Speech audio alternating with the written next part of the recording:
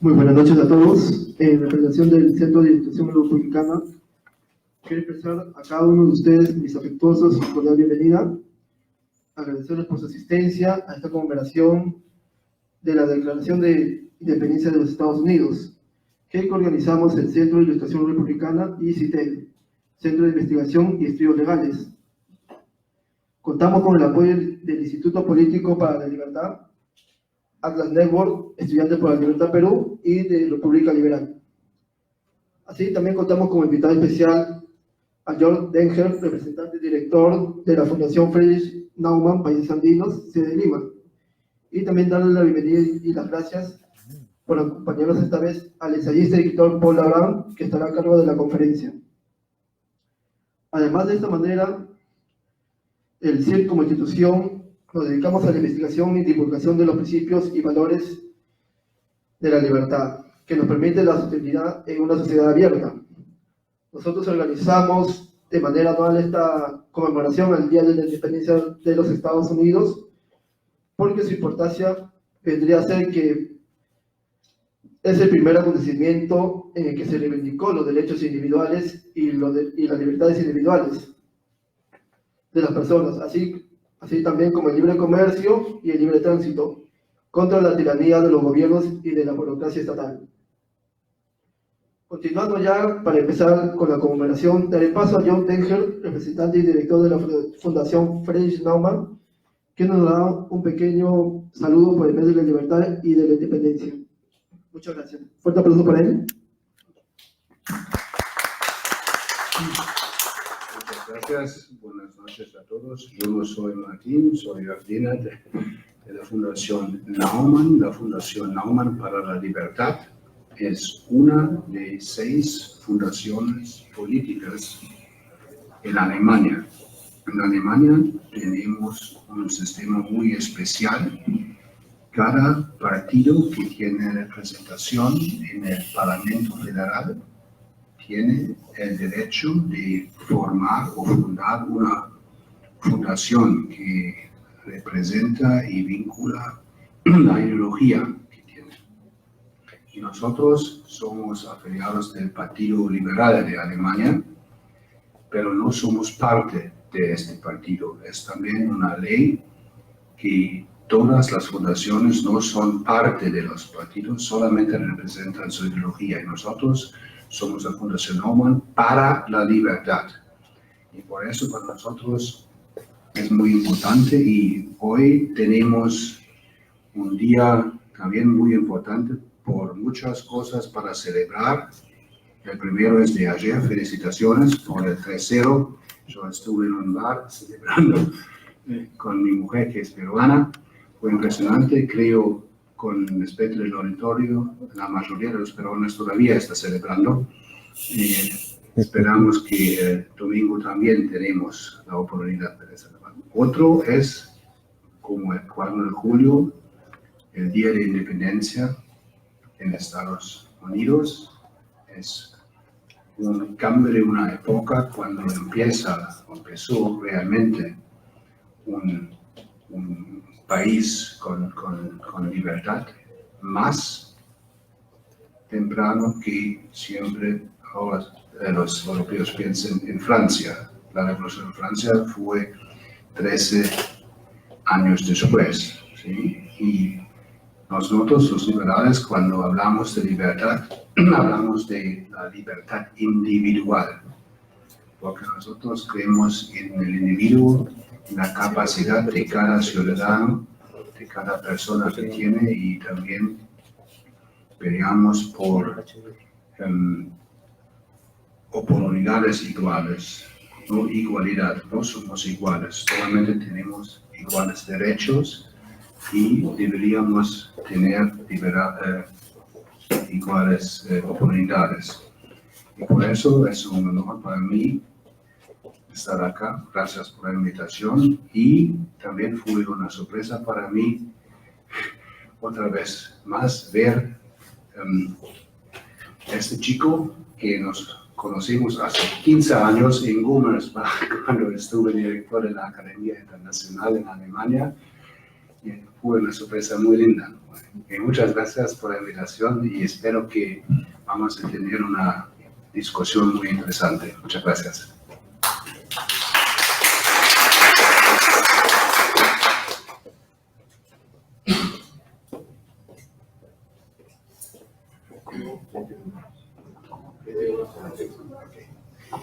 Bien, muchas gracias al Centro de Ilustración Republicana por la invitación.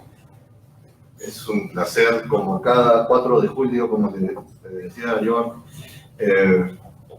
Martín Portillo, durante muchos años, tomaba el 4 de julio como un pretexto para reunir amigos liberales y siempre esa fue la idea, no fue otra cosa más que reunir amigos que tenían esa afición y por la defensa de los derechos individuales.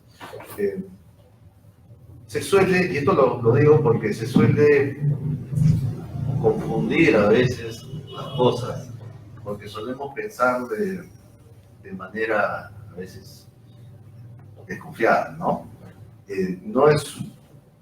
Nunca fue una reunión pro-norteamericana en el sentido imperial de lo que alguien podría pensar, ¿no? Estos chicos se reúnen el 4 de julio porque aman a Trump y todos esos tipos, no esos yanquis. Y no, mira, aquí amamos a Thomas Jefferson y las ideas de Thomas Jefferson. Aquí amamos ideas. Y amamos también, es exagerado decirlo, pero no me hace problema decir, usar esa expresión. La declaración del 4 de julio de 1776 es la máxima expresión de una generación también de amigos, es decir, de gente que se conocía en Virginia y que tenía una vocación por el estudio de la historia, de la economía, del saber en general de su tiempo. Eran gente ilustrada, eran norteamericanos, o mejor dicho, de tradición, algunos inglesa, colonos, de los estados básicamente de Virginia, Rhode Island y demás, Maryland, ¿no? Gente podríamos decir, de campo, de fines del siglo XIX, pero que a su vez tenía algo muy particular, era gente muy informada. Eran ilustrados en el término clásico de expresión, ¿no? Y eran luminarias. Esas luminarias de pensamiento van a coincidir en esta declaración. Estos amigos de juventud van a crecer y se van a convertir en hombres ya en ciudadanos, van a expresar sus ideas aquí, pero también después estarán en el proceso de gestación de la Constitución norteamericana, que también es muy interesante porque van a plasmar ideas mucho más revolucionarias. Y aquí quiero poner una pica y una divisoria. Como bien se señala, cuando se habla de revolución y de ilustración en el acto, nuestra mente se dirige a la Revolución Francesa, 1789. Y solemos olvidar este proceso, y también este proceso a su vez engarza de manera directa en lo que vino a ser la Revolución Gloriosa de Inglaterra del siglo XVII, exactamente 1688, aunque la verdad también eso no es tan preciso, porque esa Revolución Gloriosa inglesa de 1688 responde a toda una experiencia muy larga que tuvieron los ingleses en el siglo XVII, que surge al comienzo del siglo XVII, es decir, 80 años de lucha, que termina en 1688. ¿Y cómo termina? Dándole al poder un marco en el cual no podía moverse, es decir, un esquema constitucional. Es decir, limitar al poder arbitrario, como a través de leyes, es decir, que prime el Estado de Derecho. Eso es Inglaterra, 1688. La Declaración de Derechos de 1776 no es nada diferente en ese aspecto.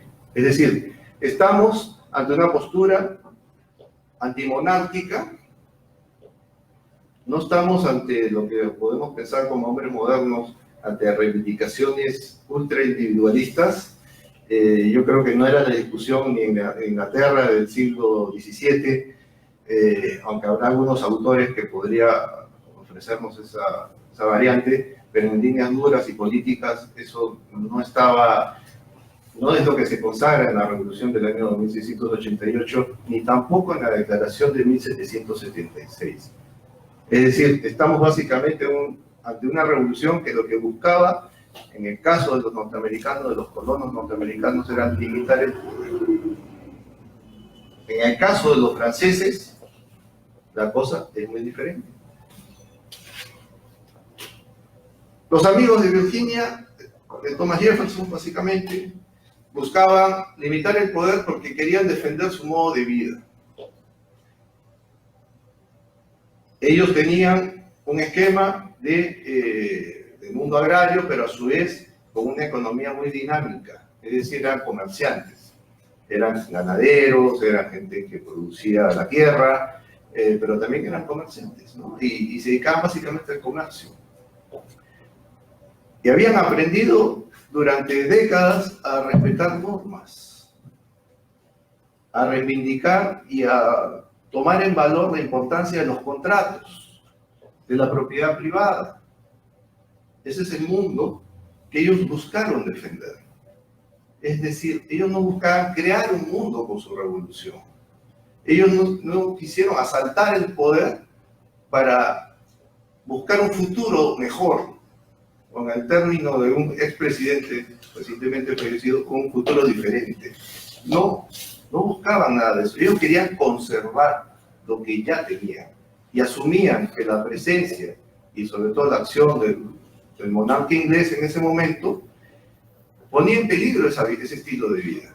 Es decir, ponía en peligro su existencia de propietarios, de individuos que tenían derechos patrimoniales y que tenían necesidad de hacer comercio y que tenían necesidad de tener una justicia imparcial y tenían un orden que defender, una legalidad ya dada, y que la presencia del monarca bajo sus actos, ¿no?, arbitrarios, ponía en riesgo. Eso es Estados Unidos, lo que después se va a conocer como Estados Unidos, ¿no?, las colonias inglesas en 1776. Ese es el motivo de la Declaración de Derechos. Eso no va a ocurrir en Francia. Francia no tenía, los franceses no tenían nada interesante que defender desde ese punto de vista. Comparado con los colonos ingleses en Norteamérica, los franceses eran pobres.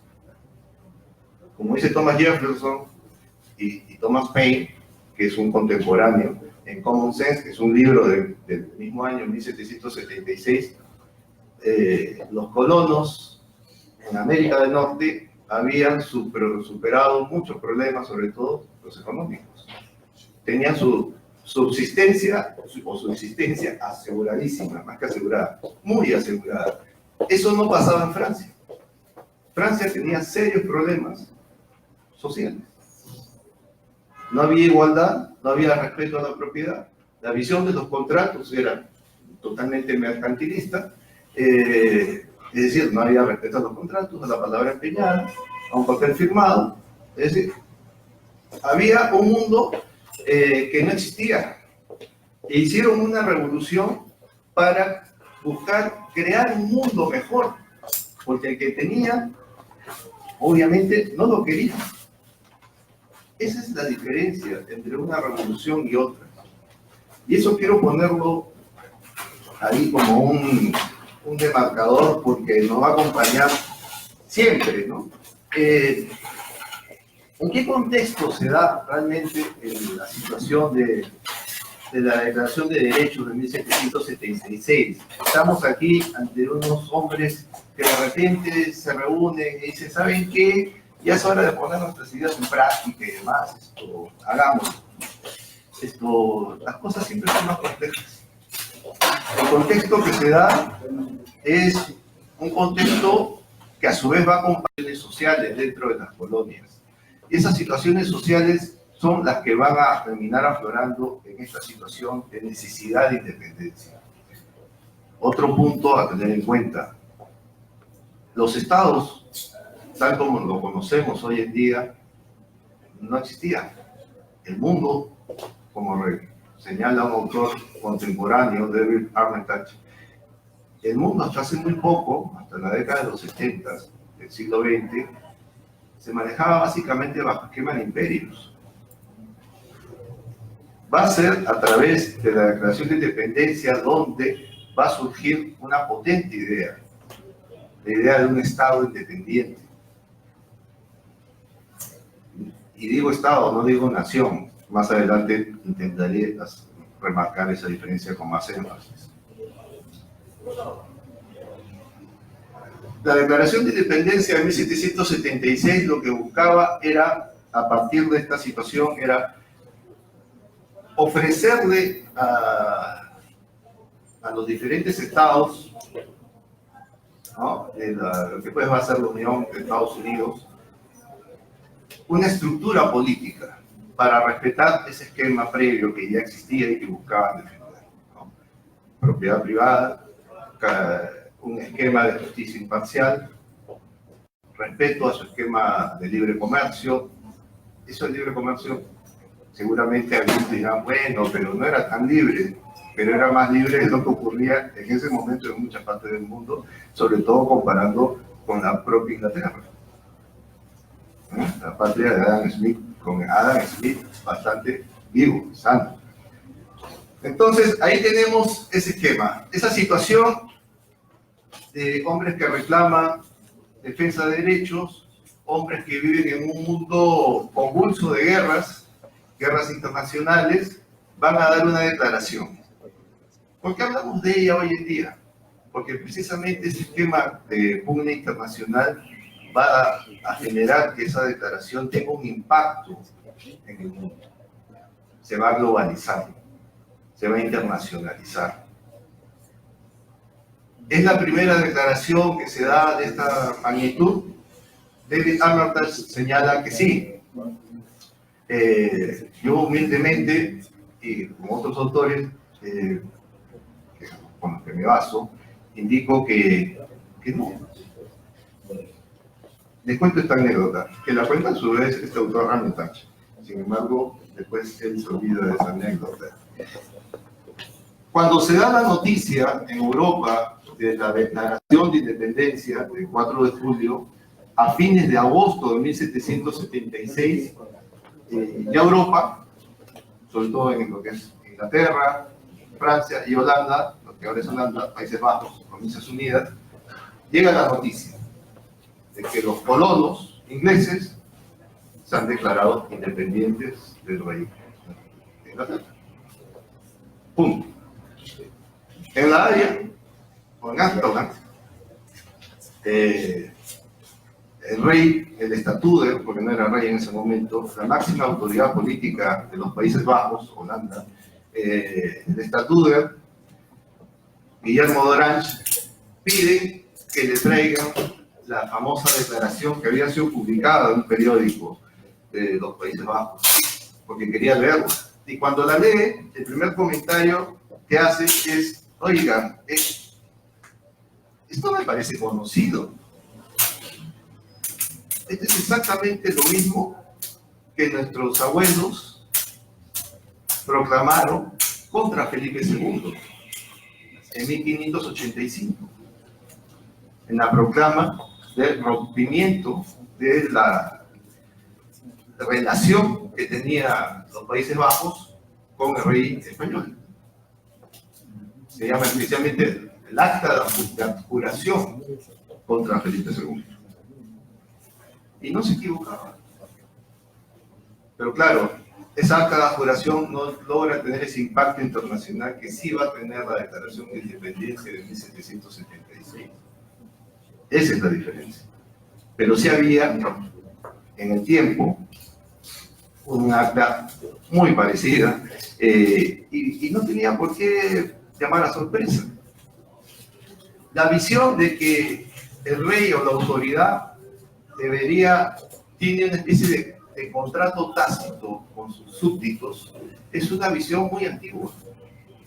Eso no lo inventan los norteamericanos, ni tampoco los holandeses, ni los ingleses. Eso se pierde en los tiempos.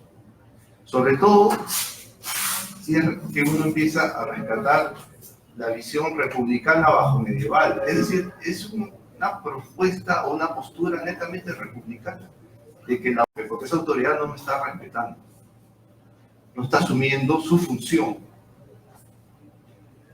Y como les digo, eso no lo inventan Thomas Jefferson y sus amigos. Eso viene de una tradición, que es la tradición básicamente republicana. Y en ese sentido, Thomas Jefferson no inventa nada. Lo que sí hace él es darle un peso retórico totalmente nuevo, y obviamente su tiempo es un tiempo, fin del siglo XVIII, es un momento muy interesante, porque, a ver, en 1776 se da esta declaración. En 1776, un señor que era escocés, pero que tuvo un impacto muy grande en el mundo anglosajón, Adam Smith publica su investigación sobre la causa de la riqueza de las naciones. Y en 1776, también en Inglaterra, o en Gran Bretaña, como se llamaba en ese momento, hay un señor que inventa una maquinita en la trastienda de la Universidad de, creo que es en Escocia, en Glasgow, no es Inglaterra, que es nuestro amigo James Watt, la máquina de vapor, de ese año también. Y en 1776, como lo había señalado, Thomas Paine publica su libro El sentido común, Common Sense. Es decir, estamos en un momento en el cual se suscita una serie de situaciones. Es la aparición ya, o visibilización de la llamada revolución industrial, ¿no? Que nadie tenía por qué darse cuenta en ese momento que ya se estaba dando. Es la aparición de una visión de que el hombre tiene derecho a ser libre como individuo, y que el individuo es un elemento irrepetible y único, ¿no? Es decir, hay también un quiebre en esquemas de valores políticos, pero sobre todo se apuntala la idea de que hay que controlar el poder. Y yo quiero poner énfasis ahí porque, de mi humilde parecer, ese es el origen de todo. Esa visión de controlar el poder, de reducir al mínimo la arbitrariedad del gobernante, que está aquí en la declaración de 1776, pero en general está siempre en el ideario republicano. Los teóricos republicanos de fines del siglo XV, por ejemplo, tenían un rechazo muy grande a asumir que tenían un soberano por sobre sí, alguien con un poder casi omnímodo. Para ellos eso era tiranía pura. El poder siempre estaba en la gente, en la comunidad, lo que hoy día se llama el pueblo, ¿no? Pero a veces se pone mucha gente y porque suena muy gracioso, pero en el mundo de las repúblicas medievales, eso sí tenía un peso muy grande, porque ellos no asumían en el plano ninguna soberanía. Ellos no conocían príncipes, no conocían condes ni emperadores, esos estaban en Alemania, estaban lejos de las ciudades importantes de ese momento, el norte de Italia, lo que viene a ser el norte de Europa también, lo que hoy día es parte de Bélgica y Holanda, ¿no? Es decir, hay un mundo muy interesante que la declaración de 1773 recoge. Un mundo de repúblicas, un mundo de gobiernos limitados, basados en el comercio. De paso, que también es una novedad, porque hasta antes de eso, la otra alternativa era un esquema de guerreros depredadores, de tomar el poder para depredar, para desde el poder saquear. No, aquí la visión es totalmente diferente. Es el comercio lo que va a generar un estilo de vida diferente. Y eso es interesante porque hasta hoy en día, si uno agarra cualquier texto sobre temas de republicanismo, y Thomas Jefferson y compañía se decían republicanos, lo primero que va a encontrar es un rechazo abierto a la relación entre republicanismo y comercio. Siempre va a estar ahí. Es muy raro encontrar un texto donde diga que eso siempre existió, siempre estuvo ahí. Mauricio Viroli, que es un autor que de liberal no tiene nada, pero que es un investigador muy interesante, él rescata eso, por ejemplo.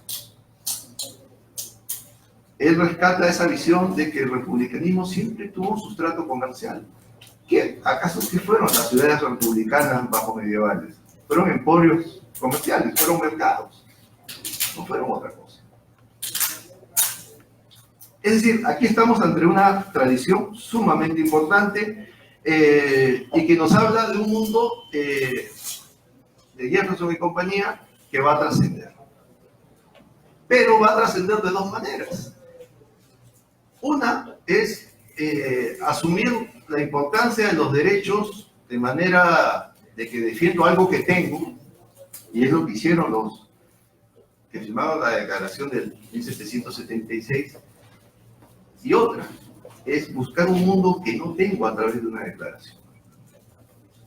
¿Cuál es el primer país en el mundo que va a copiar la declaración de Jefferson? Porque Jefferson es el hombre que redacta la declaración de 76, pero no la firma. Porque esa declaración sale como un cuerpo colegiado, sale como parte de una unión de representantes de los diferentes estados, de lo que ahora vamos a conocer como Estados Unidos, ¿no? El primer país que va a copiar la declaración de Jefferson va a ser Haití. Haití tenía algo interesante desde el punto de vista jeffersoniano que defender. Propiedad privada, Estado de Derecho, derechos individuales. Es interesante porque ellos irrumpen contra los franceses, tomando de los franceses la visión de la igualdad, porque era básicamente una colonia de presencia muy grande de esclavos. La gran mayoría de lo que hoy en día es el territorio de Haití, en ese momento ocupaba también la otra parte de la isla, y que era Santo Domingo, incluso creo que se llamaba en francés igual Santo Domingo. Y tenías ahí una presencia de gente que hasta hace muy poco no había sido libre. Es decir, estamos ante individuos que van a reclamar no la existencia de un orden precedente, no el respeto a un mundo que ya gozaban y que los hacía felices y libres, ¿no? Recién habían adquirido su libertad a la fuerza, eran esclavos básicamente, y tenían todos los problemas que uno puede imaginar de siglos de esclavitud. No conocían la libertad. Y lo único que tenían de pertenencia era su propia humanidad. Lo curioso es que el redactor de la Declaración de Independencia de Haití era admirador de Thomas Jefferson. Él, a diferencia de que va a firmar la Declaración de Independencia de Haití, que es de Salín, que se va a proclamar emperador, por cierto, ¿no? Si bien firma la Carta de Independencia, su secretario, que tengo aquí el nombre, Buron Tuné, había tenido formación en Francia. Aparentemente tenía un nivel de formación que no era común en Haití, que venían básicamente de esclavos, ¿no? De los cañaverales. Él no, este secretario, este líder político y militar, antiguo esclavo, era un tipo que tenía esa formación que lo hacía admirar a la Revolución Francesa, pero sobre todo a Thomas Jefferson y a George Washington. Pero ahí hay algo interesante. Les voy a leer aquí una fracción de esa declaración para que tengan conocimiento de qué es lo que estamos hablando, ¿no? Dice, el primer borrador de la declaración de al redactar el acta de independencia de Haití, es muy interesante porque habla lo siguiente. Necesitamos, dice este secretario, la piel de un blanco como pergamino, su cráneo como tintero, su sangre como tinta y una bayoneta como pluma.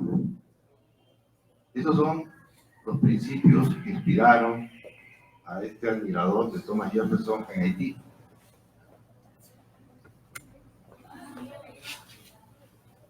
Lo que señala es que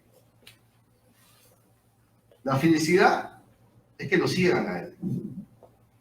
Él ha dado una declaración y esa declaración lo coloca a él como un gran legislador. Y que el camino de la felicidad es que los recientemente liberados pobladores de Haití, hacía poco, esclavos, solo podrán alcanzar la libertad si que siguen sus directivas. Si no siguen sus directivas, Dessalines no va a ser feliz ni ellos tampoco. Y lo pone en blanco y negro en su declaración. Al luchar por vuestra libertad, he trabajado por mi propia felicidad. Generales y demás jefes, unidos conmigo por la felicidad de nuestro país. El día ha llegado, el día que perpetuará para siempre nuestra gloria y nuestra independencia. Recordad lo que he sacrificado por todo al defenderlos, padres, hijos, fortuna, y ahora solo soy rico en vuestra libertad. Y si algún día rechazáis y recibís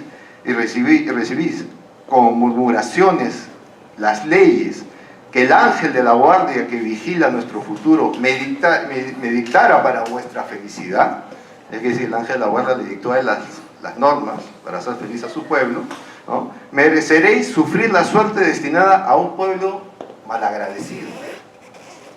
Pero alejemos de mí esta terrible idea. Vosotros seréis los guardianes de la libertad que amáis, es decir, a mí, y el apoyo del jefe que os gobierna.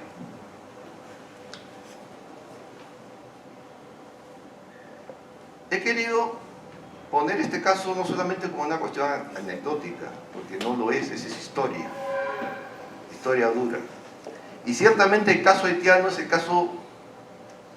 un caso duro, extremo, de que como una idea fascinante, que es producto de mi perspectiva, lo mejor que el hombre ha podido producir, que es el mundo de la ilustración, el mundo de las libertades que hoy gozamos de manera indubitable, y si no por ahí, como en el caso de las minorías, que hoy día reclaman ciertos espacios, también tienen su origen en el mundo de la ilustración.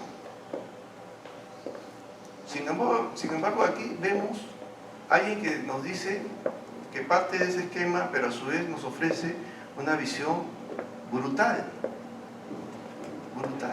totalmente negra de lo que podría ser, negra en el sentido moral, no racial, de lo que podría ser el ofrecimiento de un camino a la felicidad jeffersoniana. Obviamente el jeffersoniano no tiene eso, nada. Y eso no va a ser casualidad.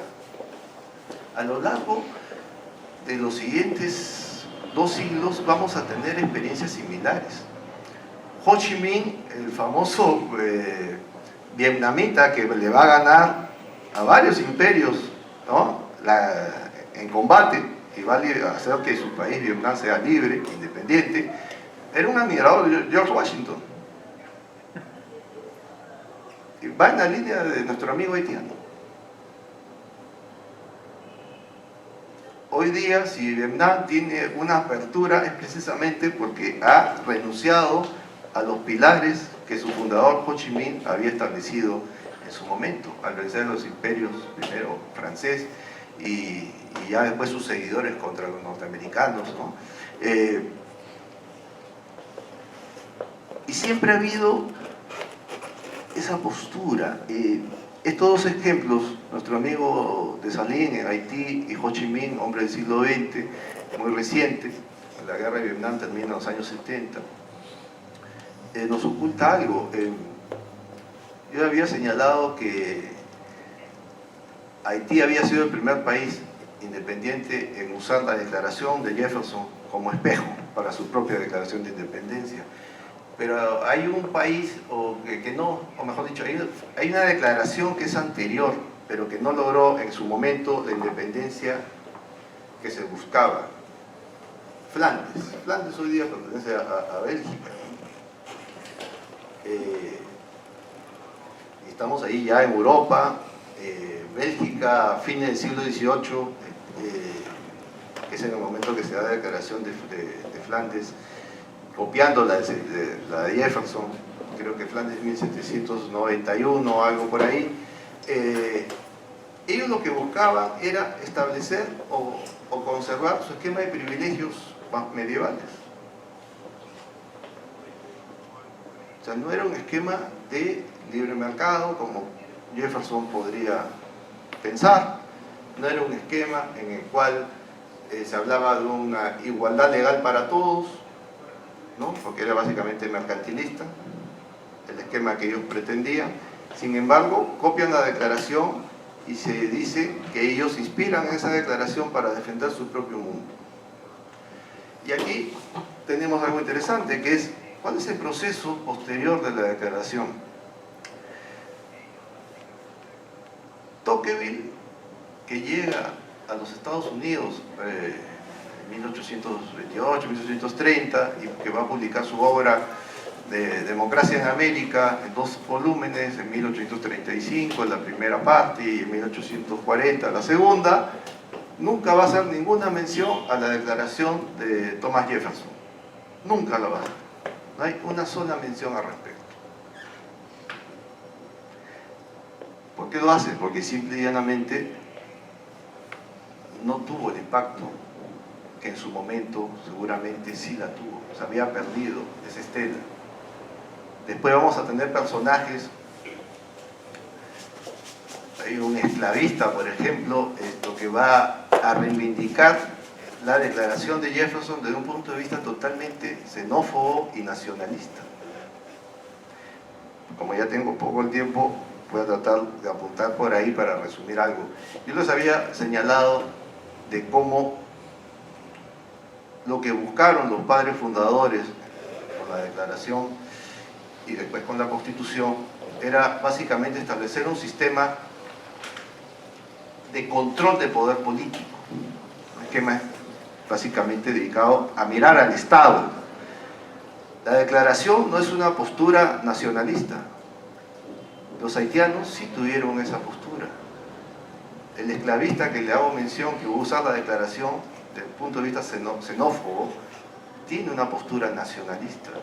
Jefferson y compañía no tuvieron esa postura nacionalista. Adam Smith publica su famosa obra, como he mencionado, La riqueza de las naciones, el mismo año de la declaración.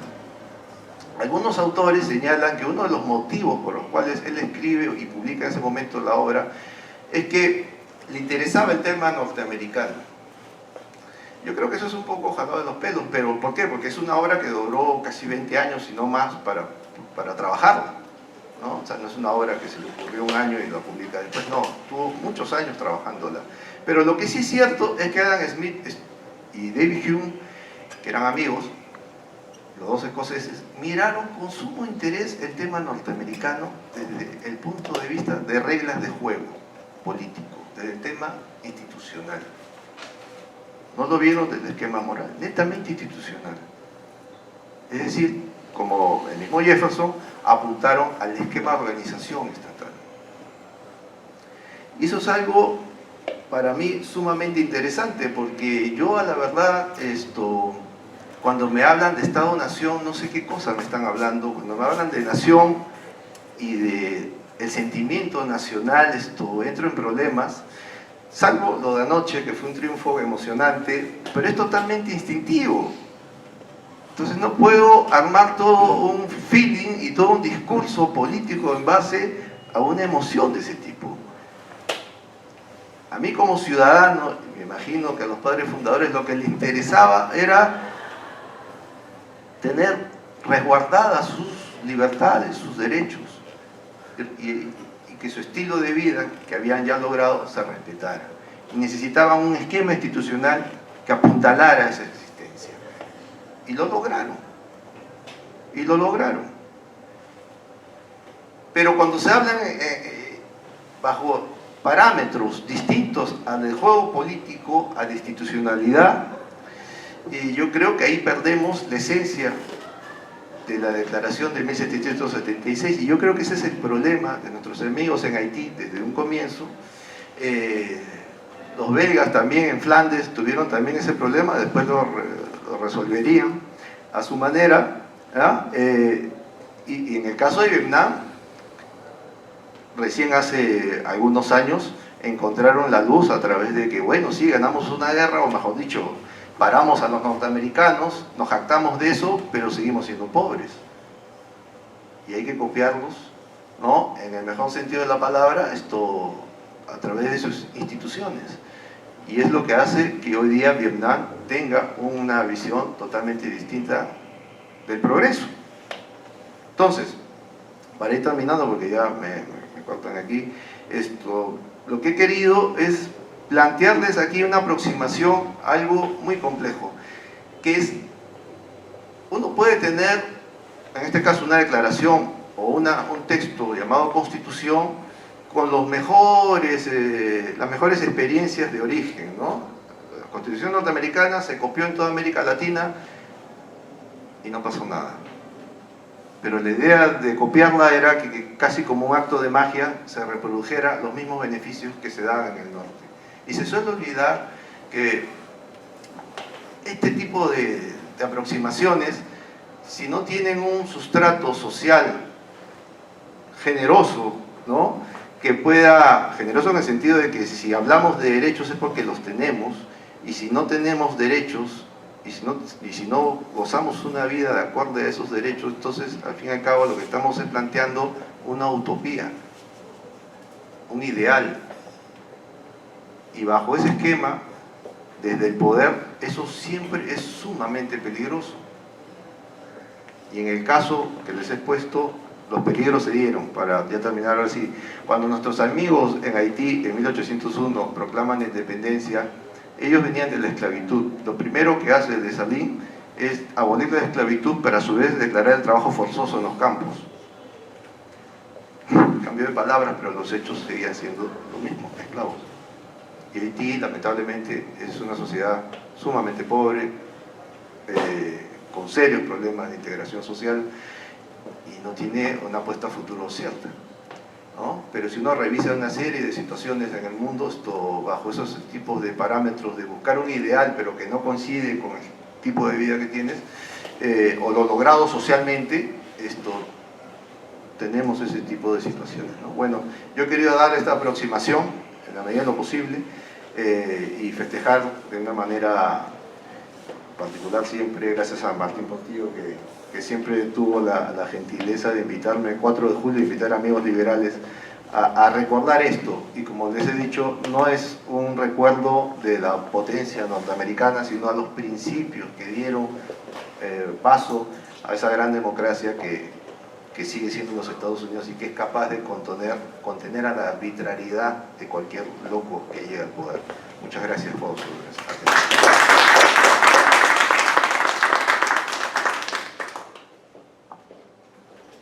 Ahora comenzamos con la ronda de preguntas y comentarios, 10 minutos.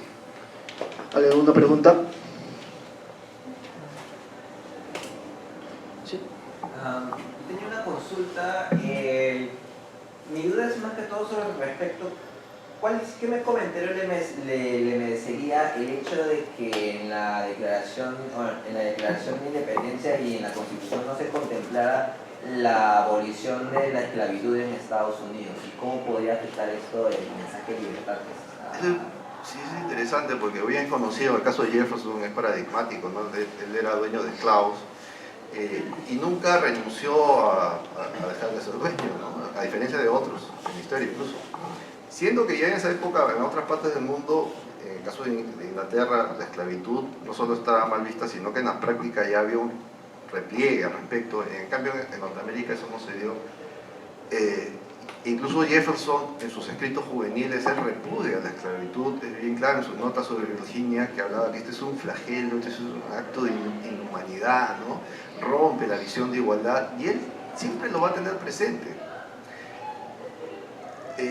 Yo no voy a defender a Jefferson por ahí, simplemente voy a hacer un recuerdo de algo que a Tocqueville le llamó mucho la atención, y a mí también, porque quizás eso puede explicar por qué Jefferson y compañía tuvieron esa actitud, y es comprensible esto, que claro, con valores modernos a veces nos cuesta mucho meternos en los mundos, ¿no?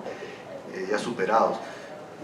Tocqueville recordaba que cuando él llega al sur de los Estados Unidos, en su recorrido con su amigo Bruno, le llamaba la atención lo siguiente, es que, claro, él veía una sociedad de esclavistas y veía la gran mayoría de la población del sur de los Estados Unidos, era negra, obviamente, y era lo que las cifras hasta hoy en día arrojan, sí era, básicamente, había una gran población negra, pero veía negros caminando por la calle. Pero a su vez también veía a blancos, incluso muy ricos, sufriendo el haber tenido hijos esclavos, ¿no? Porque tuvo una relación con una esclava, y por el derecho, por el esquema estamental que se manejaba en ese momento, todo hijo nacido, todo producto, ¿no? Nacido de una esclava negra, a su vez seguía la suerte de la madre, era esclavo. Y él cuenta que como él conocía personas, dice, teniendo muchos recursos, sufrían el tener un hijo esclavo y no poder hacer nada para liberarlos, porque en la sociedad había una presión muy grande. Pero sin embargo los veía ahí, disfrutar de incluso la riqueza de los padres y todo, pero con la condición siempre de esclavo, no de hombre libre. El norte, decía Tocqueville, era un mundo que reivindicaba la libertad y odiaba la esclavitud. Pero Tocqueville nos dice que era muy raro ver a un negro caminar por la calle. Y si algún negro caminaba por la ciudad de Boston, era linchado. Yo creo que eso explica de cómo son los contextos sociales al final los que nos llevan a ver las cosas en su real dimensión. Tocqueville, en ese texto, La democracia en América, creo que es el volumen 1, él dice, y lo pone ahí, está hablando él 30 años antes de la guerra civil norteamericana, y él dice, esta injusticia solamente podrá remediarse a través de un conflicto muy violento. Bueno, ese conflicto muy violento 30 años después llega. La guerra civil norteamericana fue brutal. Estados Unidos tuvo en esa guerra, la mayor cantidad de muertos en una guerra hasta hoy en día. De todas las guerras que ha tenido, y ha tenido varias, ¿no? Nunca ha tenido tantas víctimas como la que tuvo en su propio territorio, la guerra civil, la guerra de secesión. ¿No? Y aquí hay algo importante, es cierto, Thomas Jefferson, ahí lo podemos poner como el incoherente, ¿no? Pero no solo él, es toda su generación. Pero esa misma declaración va a servir para que Abraham Lincoln sea el que lleve a cabo esta arremetida contra el esquema esclavista, reivindicando la igualdad de todos. Ese principio también lo tuvo Thomas Jefferson, pero no pudo llevarlo a la práctica. Quizá por esto que Tocqueville nos informa, que había una presión social muy fuerte y que iba a generar una violencia mayor. Esa violencia mayor se dio y ocasionó muchas muertes. Pero esa violencia mayor no acabó con el racismo en los Estados Unidos. Si no, Martin Luther King no hubiera existido. Y existió.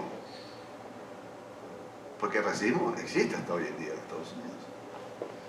Es muy fuerte. Es cierto, se ha avanzado mucho, las libertades civiles han proliferado. ¿Y han proliferado por qué?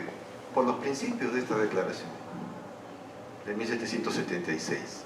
Ese es el impacto ético que tiene esta declaración. No es una cuestión legal la declaración, son los principios por los que nace una república.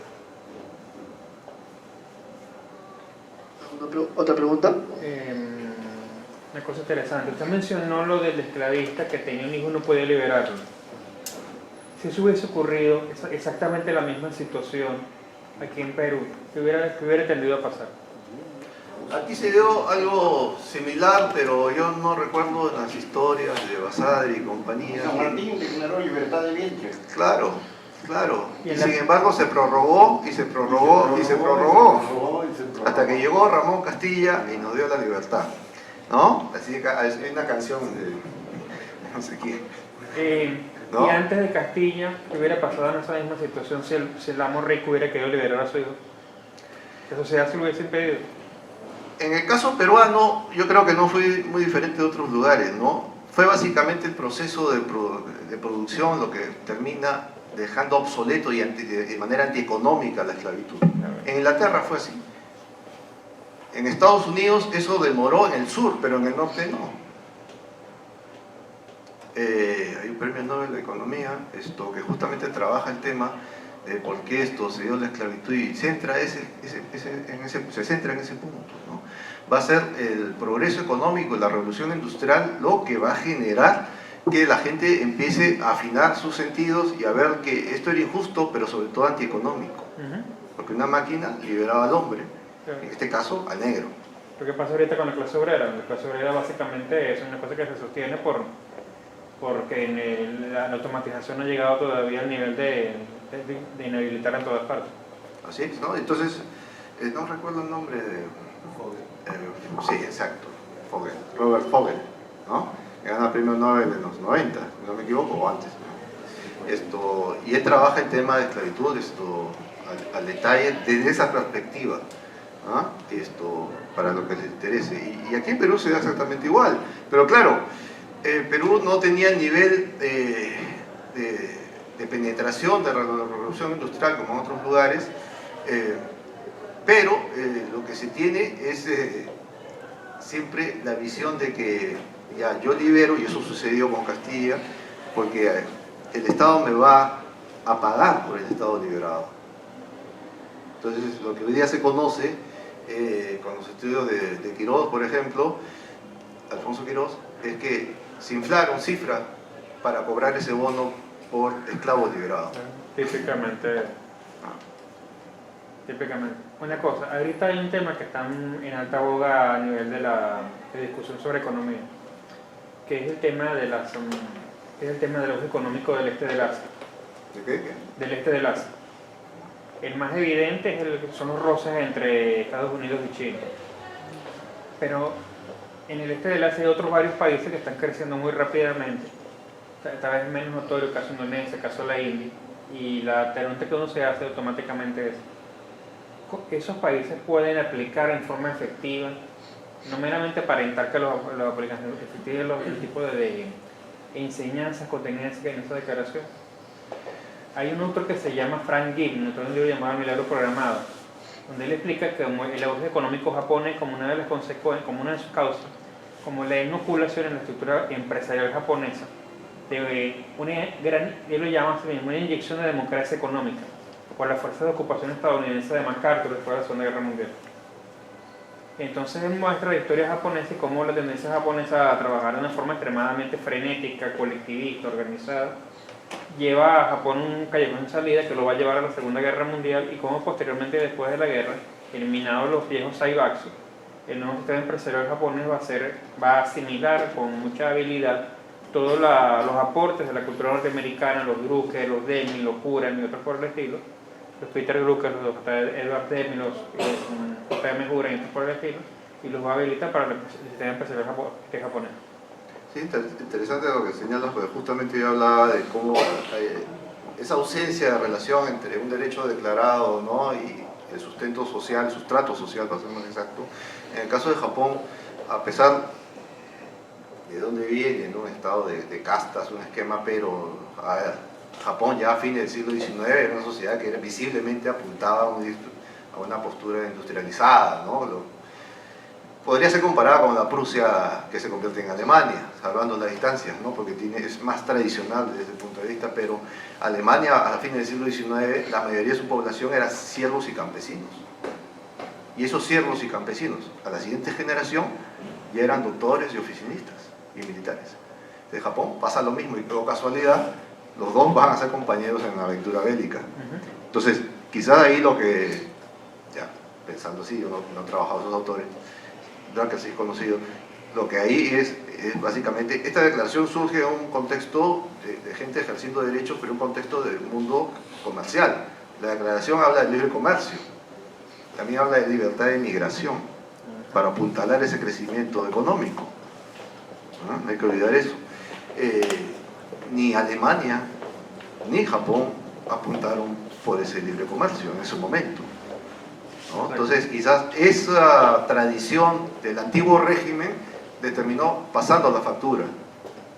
Ese es así, hablando así, ¿no? Que se me viene ahora esto con relación a que sí, esto es una novedad desde el punto de vista más que de los derechos, de apuntalar esos derechos acompañados de un sistema económico. Y eso no operaba en todas partes, no se daba. Ponía el caso de Bélgica, que sí eran comerciantes, pero eran mercantilistas. O sea, decían que la ganancia es importante, el comercio es importante, pero querían los estamentos y en los gremios. Aquí no hay gremios que defienden, no se defiende gremios. Eso va a venir después. ¿Alguna última pregunta? Sí. Bueno, muchas gracias. Felicitaciones. Magnífica exposición y tantos temas de manera sintética. Y a los organizadores, Martín, muchas gracias por la invitación. Quería hacer una pregunta y antes algún comentario sobre los temas. La pregunta es, cuando usted habló de la guerra de los 7 años, se dio en diferentes lugares, y entre los cuales había una parte que era Francia con India, ¿no? Sí. Entonces esa parte de India se refiere a qué. Bueno, eso en el momento seguro que lo va a responder, es una duda que tengo concreta, ¿no? Pero sí considero de que, bueno, aquí en San Marcos tenemos, ya no se publica mucho lamentablemente, pero las publicaciones de los años 60 y 70 de los profesores, Alberto Tauro y otros, sobre la política de las potencias. Incluso hay un libro, ¿no?, que se puede conseguir en el fondo editorial, no el fondo editorial actual, sino el antiguo, ¿no?, la política de las potencias. Ahí justamente se hace una relación en función del tema que usted trata, ¿no? Y justamente la causa de la guerra de los 7 años, ¿no?, que era una guerra entre dos pequeños estados alemanes, y eso repercutió. ¿Por qué? Porque Francia perdió toda la margen izquierda del río Mississippi, lo que es Quebec, y España también perdió la Florida, y encima fue una gran deuda que había que pagar. Entonces, ese se pone como el motivo en la parte de política internacional para ver el rol de Francia, que a pesar de ser muy aristocrática, muy eso, apoya una revolución liberal, ¿no? Esto es un comentario que la respuesta le pediría en la cuestión de la ubicación, porque efectivamente muchos coinciden en eso. Y un comentario sobre la cuestión de la esclavitud. Humberto Cerroni, un politicólogo italiano, hace un pequeño manual de ciencias políticas y justamente toca ese tema de la esclavitud, ¿no? En el sentido de que el debate sobre el marxismo, ¿no? Entonces Marx ponía que el cerebro más grande de la humanidad era Aristóteles, ¿no? Y entonces, pero hace un comentario en el sentido de que Luke critica a Aristóteles cómo es posible que este cerebro tan grande de la humanidad haya aceptado la diferencia de los hombres, porque era natural que hayan esclavos. Pero la crítica que se le hace a Luke es que él no se dio cuenta que Inglaterra o el Reino Unido, no sé si era, creo que el Reino Unido del siglo XIX, ¿no? Entonces, que Inglaterra tenía esclavos en todas las posesiones, ¿no? Porque efectivamente el tema de la esclavitud corresponde a un sistema económico que da unas relaciones, ¿no? Entonces, cuando se habla de agricultura, tenía mucho que ver en ese tipo, ¿no? Pero bueno, el tema da para más, ¿no? Es un comentario. Es interesante. En el caso de que hablaba de la India, es porque la India estaba dentro del espectro de dominio de los mongoles. Entonces había una pugna Inglaterra-Francia, que es conocida, y los mongoles se habían aliado con Francia.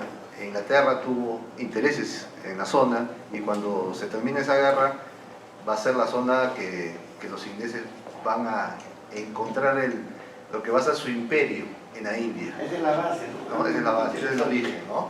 Esa guerra da para muchos aristas, como se ha visto, ¿no? Y pues lo último que señalaba sobre Locke también es interesante, porque lo que hace Locke odiaba a Aristóteles. Pero no solo Locke, Hobbes también odiaba a Aristóteles, a pesar que Hobbes tiene muchas posturas aristotélicas. Y también creía que el más fuerte debe mandar al más débil. Locke no tiene eso, Hobbes sí. Y él lo que hace es plantear desde un plano ético su visión de que todos los hombres son iguales. Además que no es invención de Locke, eso está en San Agustín. Es una visión cristiana, claro. Los únicos. Es una visión cristiana, Claro. ¿no? Agustiniana, para ser más exactos. O sea, San Agustín incluso decía, ¿qué hace que un hombre sea reconocido por el otro? El solo hecho de que, por más deforme o parecido a un animal pueda ser, pero que nos invite a pensar de que hay aspectos humanos, ¿no? Ya es tratémoslo como hombre, ¿no? Es muy radical al respecto y eso no se va a perder. Lo que pasa es que ya no se va a hacer la referencia a San Agustín, o sea, se va a traer el discurso. Entonces, por ahí hay un dato con relación a Hobbes. Hobbes es netamente agustiniano, Locke también, pero no va a citar mayormente ninguna fuente cristiana al respecto. Locke va a ser incluso administrador va a ser exactamente secretario de los propietarios de Carolina, la colonia de su patrón en América del Norte. Este trabajo le va a ligar a ese mundo. Para entonces el esquema esclavista estaba presente, pero también había el esquema de siervos, que a su vez venía de más atrás. A ver, los primeros, la gente que llega en el Mayflower, en 1608 creo, son individuos que firman un contrato para trabajar durante un tiempo determinado, creo que eran 7 años, y una vez que trabajan 7 años para la empresa que los llevaba a colonizar, eran hombres libres. En 1660, el joven Locke va a escribir, se supone, la Constitución de las Carolinas, un esquema de redacción de una institucionalidad política, y va a tener una visión esclavista del tema, como usted señala, pero es un Locke que no tiene nada que ver con el Locke que después va a venir, 30 años después. Ese Locke de joven es más hobbesiano, va a tener esa visión de que hay hombres que han nacido para mandar y hay hombres que han nacido para obedecer. Hegel va a tener eso, ¿no? Pero hacia 1675 hacia adelante, Locke va a variar y ya no vamos a encontrar nada parecido, va a reivindicar siempre la igualdad del hombre. Ahora es cierto, él era un político, pero el impacto ético, igual que la declaración de su discurso, es lo que va a primar, ¿no? Además, Locke tuvo un impacto en el siglo XVIII más como filósofo naturalista que como filósofo político. Eso es algo interesante, ¿no? Era yo un naturalista. Era yo un naturalista totalmente, ¿no? Y eso hizo que apuntalara su idea de que todos los hombres son iguales ante la ley. Y ese es el gran aporte de Locke. Y el otro aporte de Locke es que el hombre es libre, no por una cuestión netamente metafísica, es libre porque tiene capacidad de hacer cosas, de transformar la realidad, y que es libre en el sentido, o desde el punto de vista patrimonial, no desde el punto de vista puramente moral. Entonces, ese es el otro aporte de Locke, ¿no? Y eso es lo que va a quedar. Y ahí no hace distinción, porque incluso llega a mencionar que las diferencias raciales ofenden la igualdad. Es algo parecido a lo de nuestro amigo Thomas Jefferson. Pero es cierto, Jefferson sí fue un hacendado esclavista, Locke no. Y hay un dato curioso, mencionaba 1675 porque es la época en que él deja de trabajar con su patrón, y cuando él deja de ser prácticamente un siervo, ¿no?, elegante, de oficina, aparece el Locke liberal, Locke que el liberalismo lo toma como fuente de su origen. Locke es el padre del liberalismo, ¿no? Entonces hay un proceso de evolución muy interesante que por estas tierras no solemos advertir a veces, ¿no? En los hombres. Bueno, ya para terminar tenemos la palabra de Martín Portillo, profesor de Historia de la Universidad Mayor de San Marcos. Fuerte aplauso para él.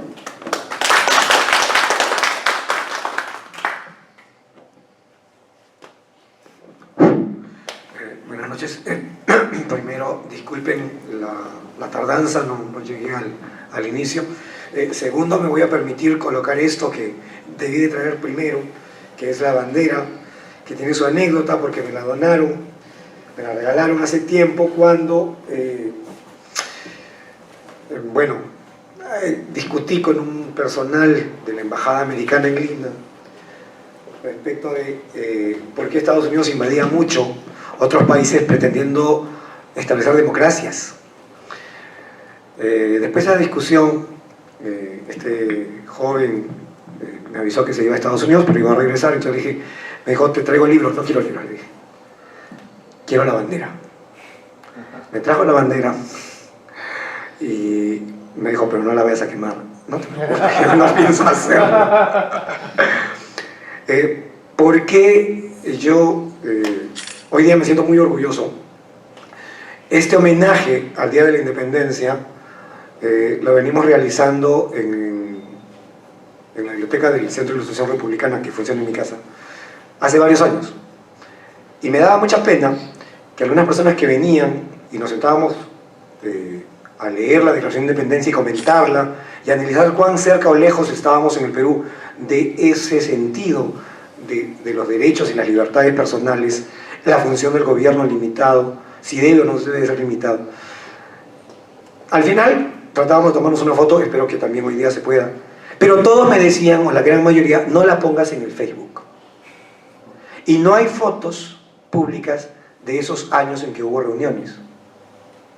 El año pasado, como profesor en la Universidad de San Marcos, en la Facultad de Administración, decidí celebrar en mi aula, tenía Historia del Perú, el Día de la Independencia. Así que llevé la bandera y la coloqué de la ventana para que se viera en el edificio de la Facultad de Economía.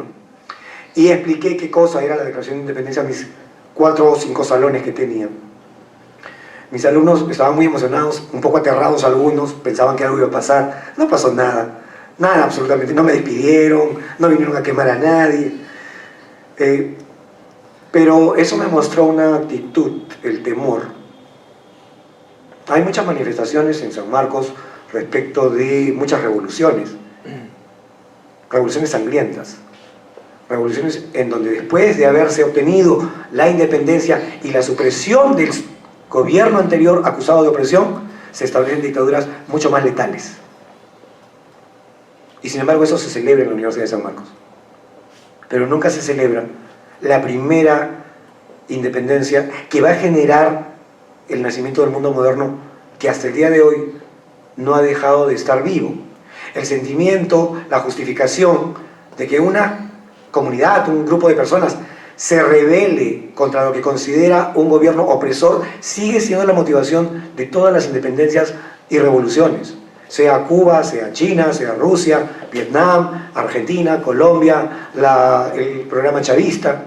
Todas van a tener el mismo inicio, porque ese principio ético del cual nos ha explicado Paul no puede ser negado. El derrotero posterior ya es cuestión de quiénes se encargan de llevar a cabo esto, cuánto de esos ideales, de esos sueños empatan con la realidad concreta. El caso peruano es terrible. Nuestro país es un país que declara su independencia y de inmediato la anula por motivos de seguridad. El primer Congreso de la República, días después, se autodisuelve. Yo siempre cuando lo explico en mi salón digo, autodisolver, ¿no? Ya saben por qué. Y nombran dictador del Perú a un militar extranjero. Entonces, ¿qué noción tenían de libertades? Jamás a los norteamericanos se les hubiera ocurrido, porque no siempre ganó Washington las batallas contra los ingleses, pero ni aún en su peor momento se les ocurrió nombrar a Washington como dictador. ¿Por qué? Porque tenían muy claro que entre la seguridad y la libertad, si se prefiere la seguridad a la libertad, se va a perder ambas. América Latina no lo ha entendido nunca. Y ese es mi dolor, digamos. Que hasta ahora nos negamos a estudiar y conocer un proceso, una serie de valores que ha llevado a ese grupo de gente que forma un país más chiquito que Chile en sus inicios, pobre comparado con el virreinato del Perú, y sin embargo 200 años después es el señor del mundo. Es el lugar al cual llega todo el mundo que necesita pan para comer, un ámbito donde pueda escribir, publicar lo que se le ocurra. Hasta en Estados Unidos se puede hacer colectas de dinero para pagar abogados para el señor Abimael Guzmán. Si hacemos eso en Perú, somos acusados de apología del terrorismo. Pero en Estados Unidos sí se puede hacer. Libertad de expresión, libertad de creencia, libertades fundamentales. Acá esas cosas están según la ley. ¿Cómo vamos a poner las libertades parámetros legales basados en criterios políticos? Según el poder del momento. ¿Cómo se nos puede haber ocurrido aceptar semejante esquema de organización institucional y atrevernos a llamarnos repúblicas? Para mí eso es terrible. Y quizás la causa de nuestro constante, continuo y reiterado fracaso como proyecto de sociedades prósperas. El modelo está acá. No, como decía Paul, en el gobierno o en la expansión norteamericana del último siglo. No, sino en sus ideales iniciales, que no han perdido vigencia. En Estados Unidos hay muchas críticas al expansionismo, al militarismo. En la Primera y la Segunda Guerra Mundial, los partidos no intervencionistas, no recuerdo el nombre exacto que tienen, se oponían a la participación de Estados Unidos en la Primera y la Segunda Guerra Mundial. Aislacionistas, el movimiento aislacionista. Yo creo que recordar el Día de la Independencia no es ser filo norteamericano ni lacayo del imperio y esas cosas raras que a veces a la gente se le ocurre imaginarse, sino es tratar de investigar y estudiar por qué ese proyecto no terminó en el fracaso, no terminó en una dictadura, no terminó en guerras de caudillos, porque eso nunca pasó allí. Cuando Estados Unidos se independiza, muchos en Europa, no sé si lo dijo Paul porque yo estuve al principio, van a escribir de que ese proyecto es un proyecto muy lindo, pero no va a durar. ¿Por qué? Porque es demasiado romántico, es demasiado ideal. No va a durar. ¿Cómo va a ser un gobierno entre gentes que no tienen un rey, una cabeza, una dirección? En América Latina no hemos renunciado a esa búsqueda del líder que puede hacerlo todo, que puede resolverlo todo. Seguimos buscando un emperador, pero le llamamos presidente. Porque no hemos entendido que las personas necesitan libertad para pensar, para decir, para innovar, para crear, para desafiar las tradiciones. Somos un país muy tradicional, somos una sociedad muy tradicional. Nos negamos a muchas cosas. En Estados Unidos también son fuertes en sus tradiciones, pero al mismo tiempo hay competencias, hay distintas tradiciones. Hay mayor tolerancia. Después de la caída de las Torres Gemelas, curiosamente, el Corán se convirtió en el libro más vendido. Y la construcción de mezquitas se hizo en mayor medida que en los 5 años anteriores. Si eso hubiera pasado acá, yo no sé cuál hubiera sido la reacción. Pero tendemos a ser más cerrados. Llega gente a nuestro país pidiendo asilo económico para poder trabajar acá. ¿Qué hacemos? Los acusamos de todo. Los rechazamos, somos xenófobos. Antes pasó con los chinos, pasó con los italianos, pasó con los japoneses, los perseguíamos en las calles, atacábamos sus negocios. En Estados Unidos los latinoamericanos llegan, los rusos llegan, los musulmanes llegan y mal que bien prosperan. A pesar de que tienen grupos también xenófobos. Pero ese espíritu de apertura y de recepción que está en sus principios fundacionales no ha muerto. Pero tenemos una imagen muy actual quizás del impacto de un país sin tener en cuenta cómo surgió ese país. Por eso para mí es importante en este mes, que para el Centro de Ilustración Republicana es el mes de la libertad, conmemoramos a Francia, a Perú, el primero en el calendario es Estados Unidos, pero también está la declaración de independencia de Argentina, Colombia y Venezuela. Pueblos que han intentado salirse de un esquema cerrado, digamos, de crear una sociedad abierta a los potenciales personales, individuales. De todos estos países que en julio comparten este mes como el momento en el cual se levantan contra su gobierno opresor, ¿cuál de ellos hoy, después de 150 años, 200 años o 200 y pico de años, es el más exitoso? Yo no creo equivocarme, pero si comenzamos a ver causa-consecuencia, quizás podemos ser más realistas y más mesurados en nuestra comprensión de los hechos históricos. Para mí es especial, ¿no? Por eso, ¿no? Imagínense, quien me la trae teme que la vayan a quemar, y cuando la exhibo en la universidad teme que nos vayan a atacar, ¿no? Otros alumnos se pueden molestar, otros profesores nos pueden hacer algo, pero no pasó nada y no va a pasar nunca nada, porque al fin y al cabo estamos aprendiendo a ser tolerantes y estamos tratando de comprender eso, cómo se puede vivir en tolerancia, no en armonía, no, pero cada quien con su aire, cada quien en la búsqueda de su felicidad, como diría la Declaración de Independencia. Yo les quiero agradecer muchísimo su presencia, me siento muy feliz, no se imaginan cuánto, porque es la primera vez que he podido sacar el evento de esa especie de catacumba que era la biblioteca de mi casa, ¿no? Y lo he hecho en el lugar que siempre tuve la ilusión, la Universidad de San Marcos, ¿no? Soy sanmarquino, quizás por eso, y porque creo que la Universidad de San Marcos debe recuperar el lugar que le corresponde como institución a la vanguardia, adelante, en la defensa de la libertad. En el momento de la independencia peruana no lo fue, hace 200 años, fue el convictorio de San Carlos, mandado a crear para competir con la tradición de San Marcos, el conservadurismo inquistado allí. Eso me apena.